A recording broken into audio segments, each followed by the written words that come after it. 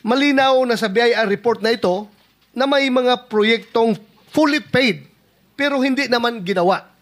Paano nakakalusot ito sa inyong post-audit at bakit hindi kaagad nakikita bago ma-release ang final payment? Kuha, kung mag-post-audit kayo, di ba pupunta kayo sa area, tingnan nyo kung saan ang project? Yes po. O ngayon, hindi nyo nakita. Ano, hanggang kuan lang kayo? Hanggang disallowance lang kayo? O hindi nyo nakita. O ano ngayon? So, hindi ba papilin nyo yan as commission on audit na mag-file lang kaso? Yes po, Your Honor. Yun po yung susunod na hakbang Ay, susunod. po ng Kailan COA. pa susunod? Kasi, naubos na ang pera ng gobyerno ito, nabayaran na lahat itong project na ito na hindi nagawa. Tapos ngayon, susunod pa.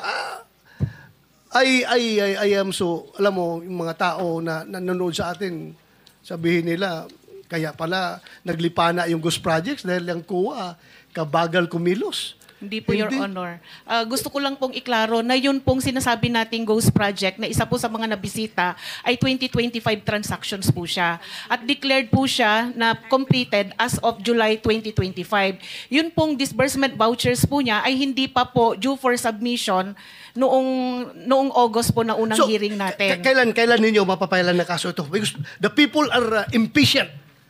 Doon po sa audit highlights. Alam mo, yung yes, Your Honor. mga tao, Opo. nakikinig sa atin Yes ngayon, po. hindi pasok sa utak nila yung special regular audit or what. Yes po. Ang tanong ko sa iyo, kailan niyo tumapailan ng kaso? The soonest possible time po, Your Honor. What is the soonest time? Dahil i-issue po ngayon yung ating Kaya, what is the soonest time? Estimate. this month po, Your Honor. This month. Opo. Mapailan niyo ito ng kaso? Opo. Ngayon, sino ang pwede niyong papailan ng kaso? Sir, based po doon sa audit, sir, yung mga yung mga persons liable po, pwede pong management officials ng DPWH at ganun din po yung mga contractors po. Mr. Chair. So this, Ms. Matt, Interjection, Mr. Chair. if I may. Sir, excuse me. Akala ko ba meron time limit dito kasi marami pang mga nakapila. 1, 2, 3, 4, 5. And then by 2 o'clock, ano na tayo, adjourn. So, As a matter paano of fact, your pa 5 natin minutes, sir, is finished already. So, okay. Thank you. Mr. Chair, excuse me. Mr. Chair, because the last time I was here, I was only allowed 2 questions by you. And yet, mga kasamahan ko rito, bilang respeto sa mga kasamahan ko, they were allowed na 1 to sawa. Dapat maging fair ka, Mr. Chair. Pag sinabi mong 2 questions, 2 minutes talaga, you have to stick with it. You're not being fair, Mr. Chair. I am fair kasi nandito ka sa... No, kasi nung last time, sabi mo sa akin, 2 questions lamang. Sabi mo 1 question. Sabi ko, tinitipid mo ako, sabi mo 2 questions. And now, pinapayagan mo kahit na ilang questions. Be fair, Mr. Chair. Teka muna, bago tayo magkaroon ng impression na walang fair dito. Noon, sinabi ko na in the earliest statement na como nag-uumpisa tayo noon at kinakailangan nating mabakate ang plenary at exactly 2:15, kaya tayo nagmadali. Kaya naman sabi ko sa inyo, pasensya na muna. Ngayon, sa dami ng gustong magtanong, kaya binigyan natin ng tigpa 5 minutes ngayon. Kaya lang, I am following a schedule here na para tayo nagpapatintero, Madam Kowa eh. Ang tinatanong napakasimple lang, paano nyong inaudit yung ghost? Bago po bayaran ng COA yan, pipirma ang resident auditor. Pati yung area auditor ninyo, meron kayong area director eh. Ibig nyo sabihin na bayaran ito nung walang pumirma na auditor? Your Honor, ganito po yung procedure natin. Wala na po tayong pre-audit, kaya po ang nagbabayad ay ang pumipirma na lang po. Wala akong pakialam sa pre-audit. I'm not asking you about the pre-audit. Meron kayong post-audit eh. Yes, Your Ito Honor. nangyari, ghost project eh. Opo. Tapos na tapos pero walang nangyari. Ang tinatanong namin sa'yo, sino ang pumirma? Bago mapirmahan yun, merong certificate of acceptance, merong certificate of completion, pipirma ang resident auditor. Hindi po pipirma ang resident Anong gagawin ng auditor, COA? Your Honor. Post-audit nga lang po. Kaya po... Ano nga yung post-audit? In your charter, Opo. magkaintindihan tayo. Ito yung inyong charter, sample of services listed in COA Citizens Charter. Financial audit, performance audit, compliance audit, fraud audit, special audit, notice of disallowance, notice of charge, notice of suspension. Among this, alin ang akma doon sa performance ng contract? Opo. Nasaan kayo? Papasok po siya sa compliance, sir. Sus Mariosep, Opo. wala nga ang compliance eh. Ganito po, Your Honor, marami pong observation ng mga auditors natin pagdating po sa compliance nila sa procurement. Sinong mag-a-avail ng compliance? Sino yung auditee? DPWH po sa case po natin ngayon, Oh. Your Honor. So anong nangyari?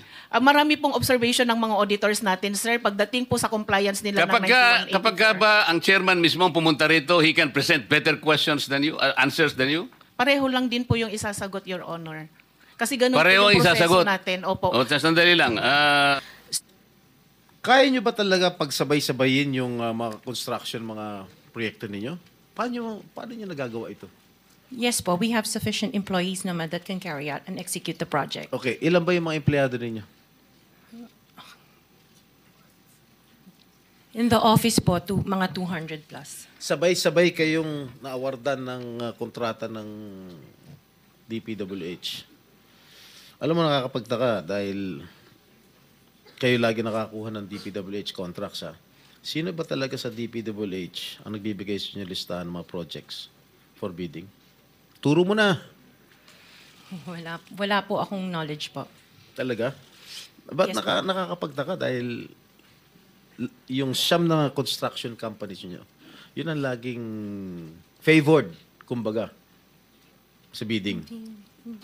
Kasi ang balita ko, isa kayo sa mga una nakakita at nakakapili ng mga projects. Bago pa mabuo ang National Expenditure Program, yung tinatawag natin na NEP. Parang menu lang sa restaurant na nakaka-order kayo kaagad. Sino ang point person nyo sa DPWH na nagbibigay sa inyo ng informasyon na ito, o para sa inyo, ito para sa kanya? Sino? Sir, wala po akong nakakausap po. Wala kang kilala sa DPWH. Wala po. Hindi kami maniniwala niyan, wala kayong kilala sa DPWH.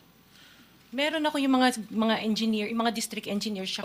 Yun mga pala. Sino yung mga district engineer na nakilala mo? Pero hindi po sila nagbibigay ng project po sa akin. At tinatanong ko, wala naman ako sinasabi sa'yo kung nagbibigay sila ng project. Sino ang kakilala mo sa DPWH?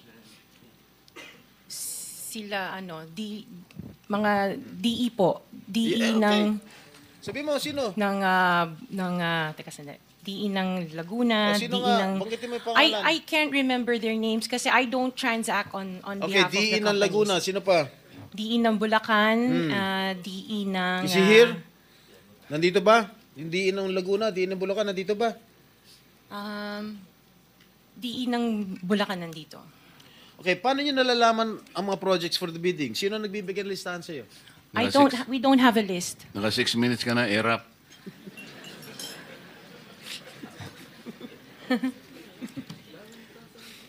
Okay, I don't have a list po.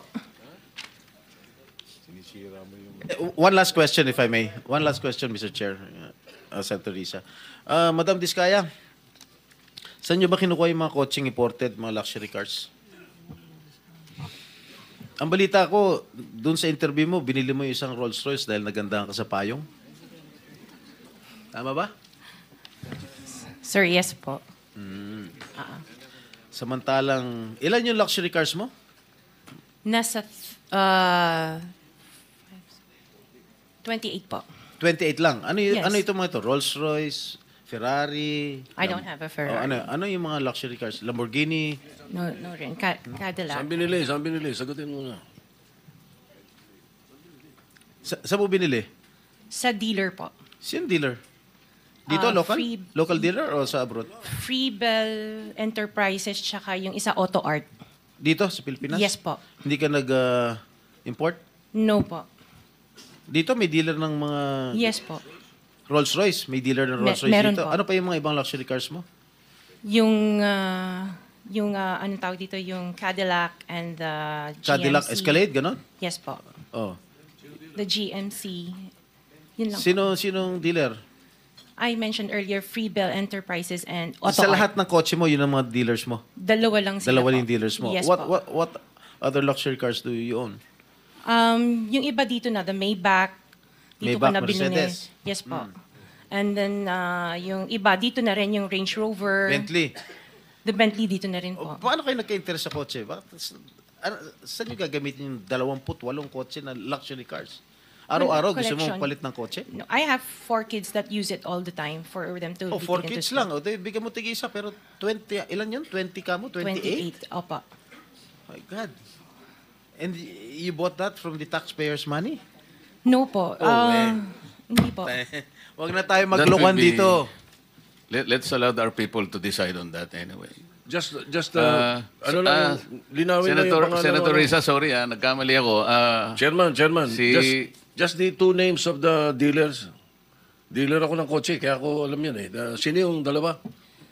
Pinagkukunan mo ng luxury cars? Freebell Enterprises Ha? and Freebell Enterprises Freebell. and yung isa Auto Art.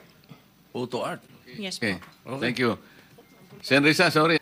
So, Miss Sara Diskaya, nasa garahe niyo pa po ba yung mga sasakyang iyon? Pag chinek po ngayon, andun pa rin po, tulad nung sinabi niyo sa mga interviewers? Yes po. And sabi niyo po kasi sa kanila nung interview, 40, ngayon 28. Ilan ba talaga ang sasakyan niyo? Kasi kasama pa yung mga service cars ng mga employees ko that is owned by the companies. So, ilan po yung mga sasakyan na sa inyo at inyong pamilya? 28. 28. Oh, napakarami pa rin po. Okay. Sa DPWH po, Mr. Chair. Just a point Yes, of information. minority. Point of information para sa inyo, no? I'll transfer to the DBCC. Yung binanggit niya, nabanggit kasi yung mga kotse, Mr. Chairman, eh. Yung sinabi niyang pinagbilan niya, yung Freebell Enterprises, ito yung mga charge ng BOC ng smuggled Bugatti, Chirons. Yun yung kumpanya. Puro smuggled ang mga sasakyan nito, ah. Undeclared Mercedes-Benz, Porsche Boxster, kung ano-ano, 2022. Pero 2024, yung dalawang Bugatti. For the info. Salamat po, Minority Leader, May Mr. Bugatti Chair. ka, no? May Bugatti? Wala po. Wala po. So, Mr. Chair, it would seem based dun sa information ni Minority Leader, may iba pa pong offenses, possible offenses na mapasok po sa findings natin dito sa... Morning po. Yeah, can you answer yes or no? Ghost Project? Can you turn on the microphone, please?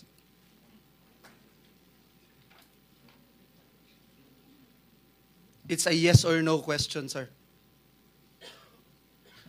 Wow, you're You don't looking, even know? You don't... You're looking for your lawyers? Wow. I invoke my right for incrimination in your honor. Okay. Ano? Can you repeat your answer? Wow. Can you repeat your answer, Mr. Arevalo? I invoke my right for self-incrimination in your honor. My God, the question of the majority floor leader is very simple. It's very simple. Do you have any ghost project in any of the areas here in the Philippines?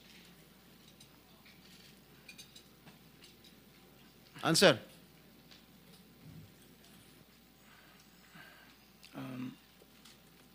Dahil may mga usapin po na kakasuhan yung mga contractor ng DPWH po at parte ng ulat ng Senado na magpagrekomenda ng paghahain ng kaso laban sa resource person, ang payo ng aking mga abogado ay huwag magsalita sa panahon na ito dahil anumang pahayag ko sa pagsisiyasat. Sino utos sa'yo na huwag magsalita?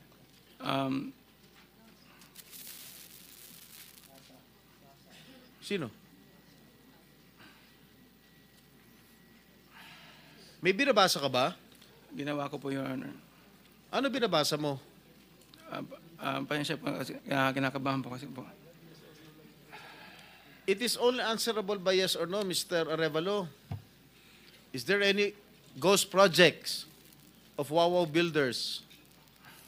This is what I discovered, and the former secretary confirmed during the first hearing that there indeed are ghost projects. Bine-verify pa po namin, Your Honor, ano kung meron po. Ano ka ba sa Wawaw? Are you the owner? Yes po, Your And Honor. you should know. Majority Leader, it's your time, ha? Yes, Mr. Chairman. I'm just disappointed, Mr. Chairman, kasi pambihira ka. Sasagot ka ng ganyan. Ghost project. Parang tinatanong ka kung tao ka, hindi mo alam kung tao ka. Bakit po yung ipinangako ng mga ghost projects na dapat sana ito yung ating sinusubaybayan ngayon, kagaya po ng aking opening statement, ang iniintay po namin na hindi bababa sa 50 ghost projects. Sa listahan po namin, meron na po kami. Kaya lang, kagaya na sinabi namin, 2 lang po ang formally na inadmit ng DPWS na ghost projects. Kaya po nakaka-disappoint. Madam Diskaya, Sarah, it is common knowledge that you own 9 companies, namely St. Gerard, St. Timothy, Alpha and Omega, Elite General Contractor and Development Corporation, St. Matthew, Great Pacific Builders, YPR General Contractor, Amethyst Horizon Builders, and Waymaker OPC. Am I correct? Yes po. Hanggang ngayon, up to now, you own these 9 construction companies? Yes po. All right. Since you started securing contracts from the DPWH, since kailan kayo nag-umpisa? 2012? DPWH? Yes. Yes po, O, 2012. pag-usapan muna natin yung 2022 hanggang 2025. Ilan na po yung naging projects nyo sa DPWH? Marami na po. Ilan nga? I don't have Mahigit the figure. 400? Mahigit 500? Within the span of 3 years. I don't have the figures po. Estimate lang po, ballpark Give me a figure. ballpark figure. Siguro po mga 400 ganun. I'm not Siguro. I'm really not sure. Okay. I don't have the figures with me. Sa loob, sa bawat taon, ilang bidding ang sinasalihan mo? Marami po kaming sinasalihan na bidding. All flood control projects? No po. O ano pa yung mga projects? Buildings, kalsada, Nationwide or only in Metro Manila? nationwide po. Nationwide. All right. Pero yung bulk ng mga projects na award sa ng DPWH, mostly sa Metro Manila. Am I correct? Hindi po, sa probinsya po. Sa iba-ibang lugar. No, the bulk of your contracts. Here in Metro Manila? No po, outside Metro Manila ang Where marami. outside? Where outside of Metro Manila? We have in Romblon, Cebu, Bohol, Bacolod, Zamboanga. Hindi naman po kami namimili ng lugar. Migos Project? Wala po. Sigurado ka? Opo, Kaya definitely. ka dahil pag meron kami ma-discover na may ghost project, pakukulong kita rito. Minimum totoo. Wala po talaga. Meron ka mga pictures na lahat ng mga proyekto ginawa mo? Yes po, Nasaan? meron po kami. Lahat ng mga 400 projects, meron kang litrato? Yes po. O i-submit mo rito sa committee. Okay po. Okay. Sa mga bidding na sinasalihan mo ng mga kumpanya mo, itong siyam na kumpanya, ilang beses kayo nanalo? At ilang beses, kung natatalo rin kayo sa Actually, bidding, I ilang don't beses kayo have the natatalo? actual figures, pero sa napanalunan, very minimal lang po talaga, mga 2%. Pero ang dami namin projects po na sinasalihan na bidding. So, sa loob ng isang taon, pag nagbibidding isang kumpanya mo, halimbawa itong ano ba yun? Yung Alpha Phi Omega, ilang beses kayo nagbid sa isang taon at ilang beses kayo nanalo? Madami po kaming sinasali. I really don't have the figures right now, You know, but I if can... you come here, you have to come here prepared. Yes You do po. not come here unprepared. Alam mo na, tatanungin ka eh. Ikaw sikat na contractor, papa-interview ka. Oh. You have to come here prepared.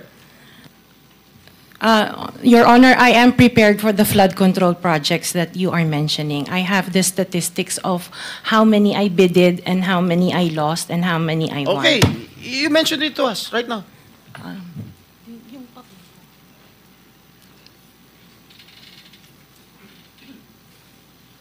You are asking her to relate the 400. No. Parang mahirap naman yata. Hindi. 400. In 2022, I bidded for 491 projects. This is just for the flood control, Your Honor. How many projects for 491. 491. I joined the bidding. Po. Oh. This is in 2022. I only got 71 projects from the 491 na sinalinan ko po. 71 only. How many companies?